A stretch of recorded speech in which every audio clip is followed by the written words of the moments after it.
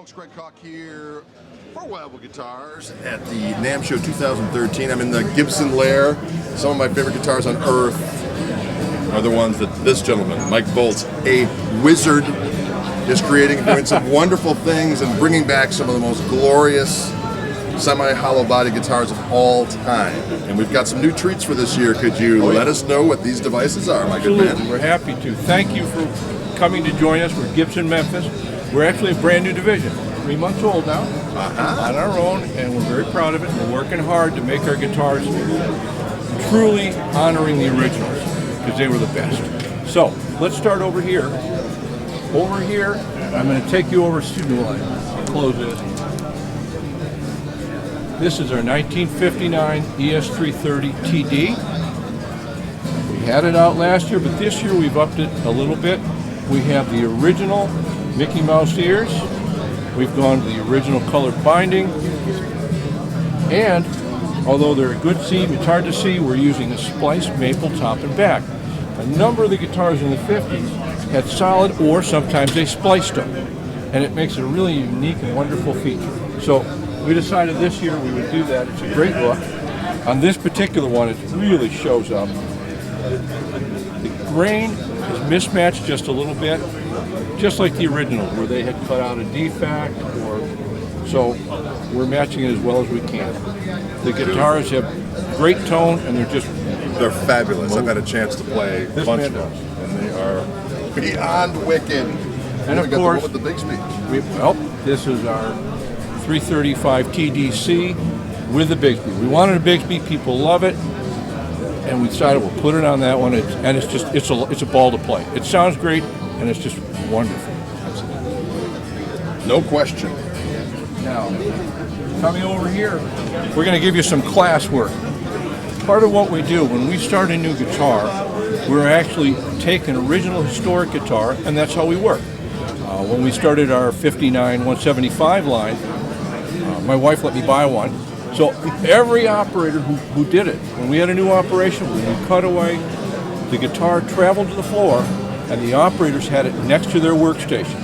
So every guitar we do, there is an original version there, because drawings are one thing, instructions are one thing, but when you pick it up, they understand.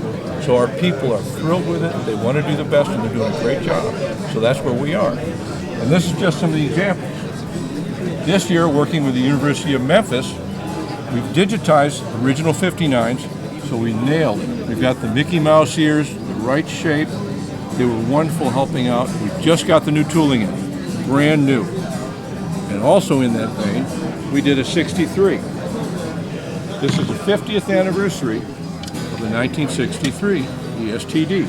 So again, we have the perfect shape, taken from an original guitar. We're very happy to have these. Now the classroom. This guitar didn't quite make the cut, so it got cut. And we just did this so we could show people what we're doing. Again, this is a brand new binding, and this was color matched from a 59 and a mid-60s. It took months with our company, and they finally came up with the right color of the binding. And when you start, if you want it to be an original, you have to have the base original. Right. So that's why we did this. That's where the details matter. We also spent months coming up with the right cherry. In the 60s, they had this cherry, and if you look at it, it's a little harder color, more of a ruby in there. It's not as warm. And we spent a long time. Our plant manager, the guy, finally came up with the right cherry, and it's a very hard color to put on. We can do about 6 a day maximum. But it's worth it. It just looks right. Now this is just to show you some of the details. In the 50s and 60s, they had a long steel anchor. And we're going back to that. It affects the tone. It's a different sound. This is a typical anchor, which works really well. Great, it's what everyone hears. But when we're doing the reissues, we start on the inside out to make sure everything is just right. We just sourced Black Beauty capacitors. In the 50s, they had the Bumblebee, which everyone's familiar with. It's a wonderful capacitor, but starting in the 60s with the Black Beauty. And it's important for us, even when it's all built, you don't see it. have all the good stuff in The there. good stuff has to be there. It has to be right. The longer inserts is good because obviously it resonates more if it's deeper down. It does. It just adds more drive. Just something that the Wildwood folks are well familiar with. If you Yes, maybe so. indeed. Brand new for this year, and we're very proud of it. 1959 ES335 TD and TDN. We spent a great deal of time on these guitars, and we're very proud of them. In the 50s, when they had a plain top, occasionally they would have some figure. It was called blister. It's not a flame, it's not a quilt, but it's like a very large bird's eye. It's an unusual figure, not easy to come by. We've been gathering the material for this guitar for over a year and a half. And that's the top. The Dave Edmunds guitar. And here's the back. And you can see we're using it only on our 59 ES335 TDs. It jumps out at you. It's just a wonderful figure. So it just adds a real special touch to this guitar. And again, yes, well, it's vintage. Yep. So, and again, we've got the 59 profile on the cutaway. Really happy we've got all the new equipment started. And with that, let's show you some of the bits and pieces. Some of the finest tone wood you'll ever find is Adirondack or red spruce. So we have sourced a gentleman in Maine who is cutting this for us. We're having it cut into our braces, and if you see it, it's an absolute flawless fit. And we're using hot hide glue because hot hide glue is the best tone transfer. Right. So, And it's not a cheap process, we might add. oh no, it's extremely time consuming, but this guitar is just incredible. It deserves it. It just does. So this guitar is being assembled with hot hide all the way through the neck joint. So these are the Bumblebee capacitors, original wiring.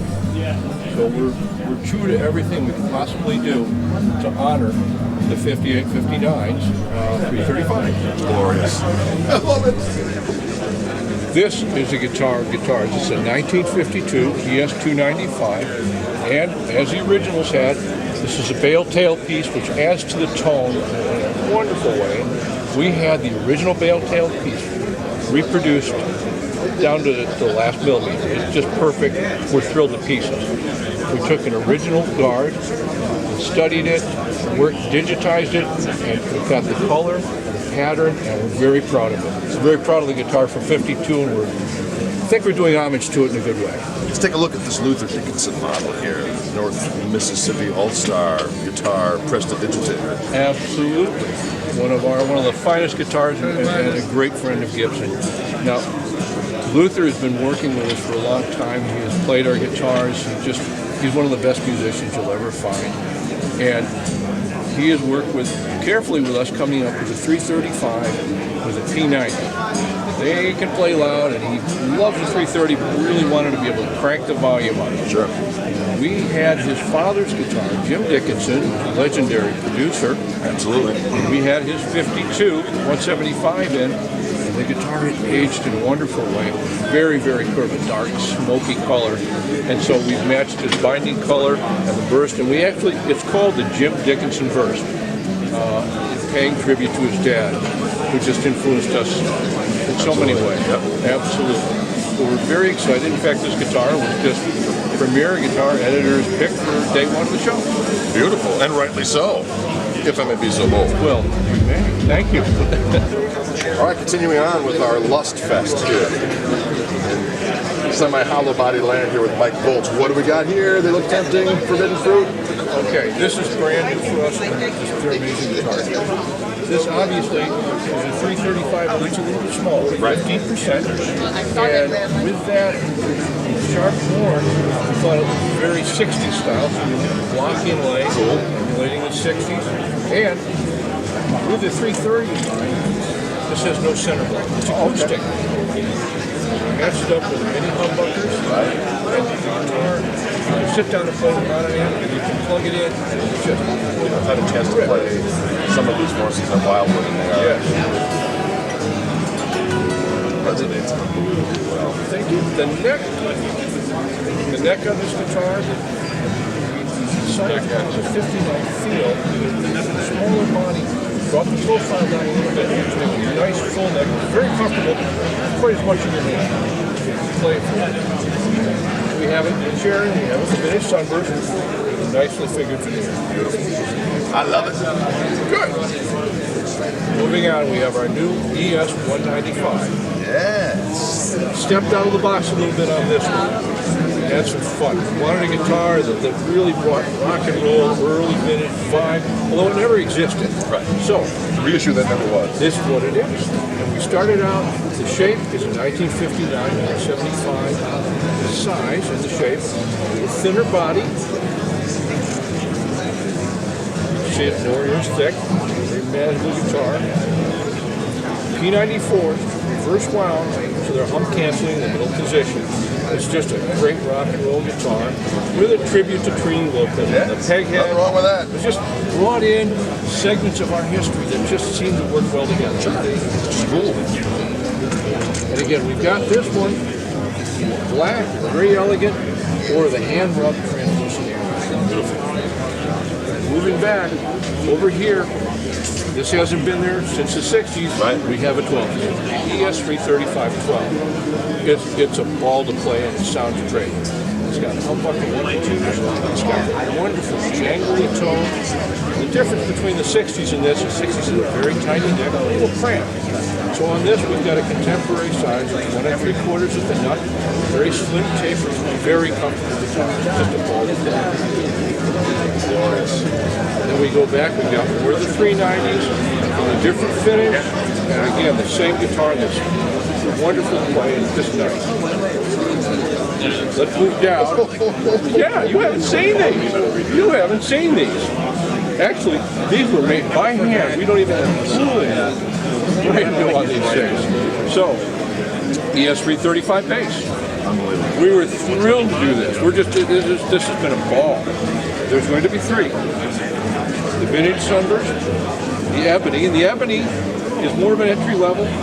Like the studio, it's got no binding, but it's the same bass. It sounds great, great playing. And we're going to have a wonderful vintage chair. Excellent. Oh, it's just gorgeous. Coming along, the next in our lineup is our ES 335 Studio. It's got the new Hot Dirty Fingers pickup. Very simple rock and roll setting. You got 1 volume, 1 tone. And it's just all music. This thing is great to play. So It's funky. there I you like go. it.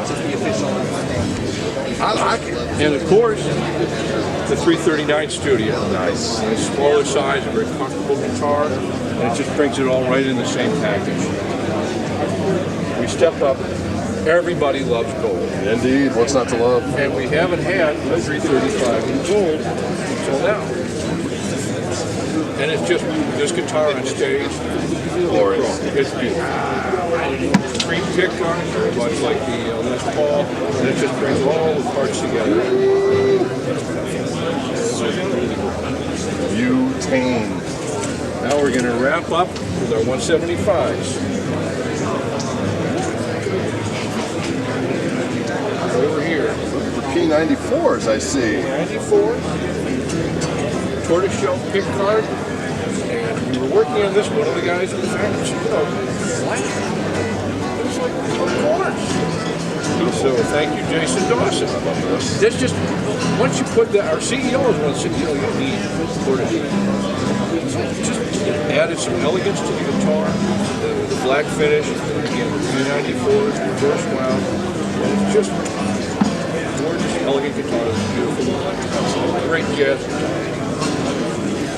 And a rockabilly weapon as well. Oh, absolutely. And as we'll know. So we really try to stretch out. Now we're a new division. We're really stretching out things, bringing out more new guitars and really honoring the old and some of the history. Right. Oh, absolute pleasure. Thanks for showing us all these glorious guitars. I look forward to getting my paws on some and annihilating them at Wildwood Guitars. If you need any questions, the Wildwood Guitars, these guys know their business. They're great. Thank you. Thank you very much. We'll see you cats on the flip-flop. Adios.